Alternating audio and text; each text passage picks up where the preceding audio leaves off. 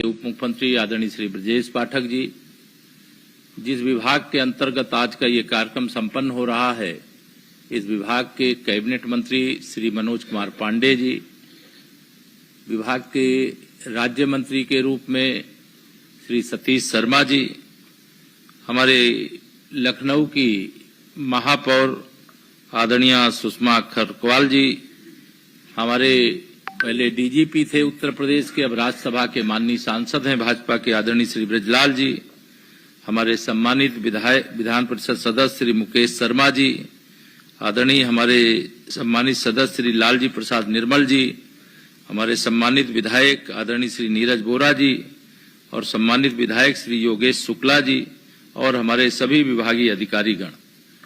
लंबी बात करने की आवश्यकता नहीं है। आज आप सबको मैं बधाई ही दूंगा कि आज आप सब जो उम्मीद कर रहे थे वर्षों बरस से, उसकी पूर्ति का ऐलान अभी माननीय मुख्यमंत्री जी के द्वारा किया जाएगा। उसकी मैं अग्रिम रूप से आपको बधाई देता हूं। आप सभी लोगों से यही कहना चाहूंगा कि 2014 से देश में माननीय प्रधानमंत्री श्री नरेंद्र मोदी जी के नेतृत्व में हमारी सरकार चल रही है और 2017 से आदरणीय योगी आदित्यनाथ जी के नेतृत्व में उत्तर प्रदेश में हमारी सरकार चल रही है। इसे डबल इंजन की सरकार के रूप में हमारे प्रधानमंत्री जी, हमारे मुख्यमंत्री जी, हम सब लोग ये कहते हैं। केवल एक लाइन इसकी ध्यान में रखना, ये डबल इंजन की सरकार बनने के बाद देश प्रदेश में बदलाव आया है कि नहीं आया है? दोनों हाथ उठा के बताओ, बदलाव आया है कि नहीं आया है? ये जो बदलाव आया है, इसके पीछे का उद्देश्य केवल एकमात्र है, क्योंकि जब हम लोग सरकार में 2014 में देश में आए और 2017 में प्रदेश में आए, हमारे सर्वोच्च नेता के रूप में आदरणीय प्रधानमंत्री श्री नरेंद्र मोदी जी ने ये कहा, जिन्होंने हमें वोट दिया है हमें उनकी भी सेवा करनी है और जिन्होंने हमें वोट नहीं दिया है हमें उनकी भी सेवा करनी है। बताइए, बिना भेदभाव के सबका साथ सबका विकास हो रहा है कि नहीं हो रहा है? आज का दिन बहुत महत्वपूर्ण दिन है। यहां हर ग्राम सभा का भी प्रतिनिधित्व तो कोई ऑनलाइन जुड़ करके सुन रहा होगा और जो यहां पर उपस्थित हैं वह सब आज के दिन को अत्यधिक महत्वपूर्ण आज क्या संदेश है।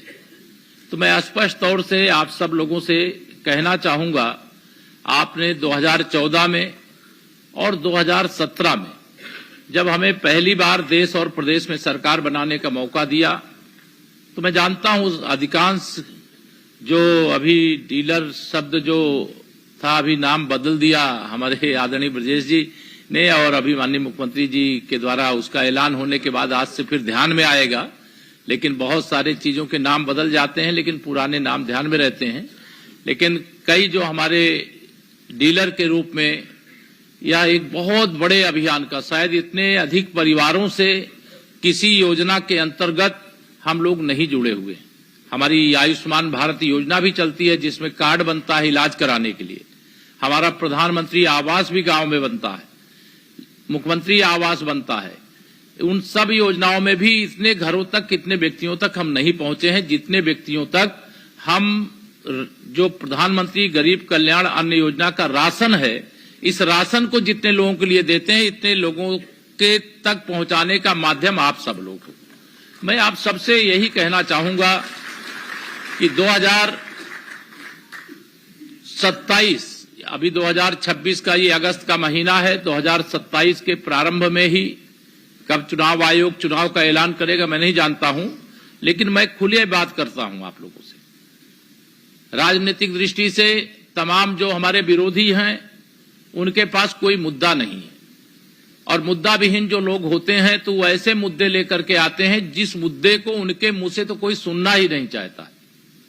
क्या भगवान श्री रामलला की जन्मभूमि पर मंदिर निर्माण करने में समाजवादी पार्टी का कोई योगदान था क्या? जोर से बताओ, था क्या? उन लोगों ने राम भक्तों पर गोली चलाने का काम किया। अब श्री राम ने नाम ध्यान में रहते हैं, लेकिन कई जो हमारे डीलर के रूप में यह एक बहुत बड़े अभियान का, शायद इतने अधिक परिवारों से किसी योजना के अंतर्गत हम लोग नहीं जुड़े हुए। हमारी आयुष्मान भारत योजना भी चलती है, जिसमें कार्ड बनता है इलाज कराने के लिए। हमारा प्रधानमंत्री आवास भी गांव में बनता है, मुख्यमंत्री आवास बनता है। उन सब योजनाओं में भी इतने घरों तक, कितने व्यक्तियों तक हम नहीं पहुंचे हैं जितने व्यक्तियों तक हम जो प्रधानमंत्री गरीब कल्याण अन्न योजना का राशन है, इस राशन को जितने लोगों के लिए देते हैं, इतने लोगों के तक पहुंचाने का माध्यम आप सब लोग हो। मैं आप सबसे यही कहना चाहूंगा कि 2027, अभी 2026 का ये अगस्त का महीना है, 2027 के प्रारंभ में ही कब चुनाव आयोग चुनाव का ऐलान करेगा मैं नहीं जानता हूं, लेकिन मैं खुले बात करता हूं आप लोगों से। राजनीतिक दृष्टि से तमाम जो हमारे विरोधी हैं उनके पास कोई मुद्दा नहीं है, और मुद्दा विहीन जो लोग होते हैं तो वो ऐसे मुद्दे लेकर के आते हैं जिस मुद्दे को उनके मुंह से तो कोई सुनना ही नहीं चाहता।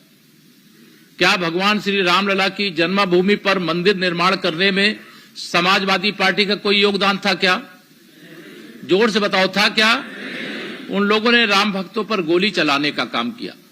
अब श्री राम जन्मभूमि मंदिर में चढ़ावे की कुछ कर्मचारियों ने चोरी कर लिया, वो पकड़ भी गए, जेल में भी है।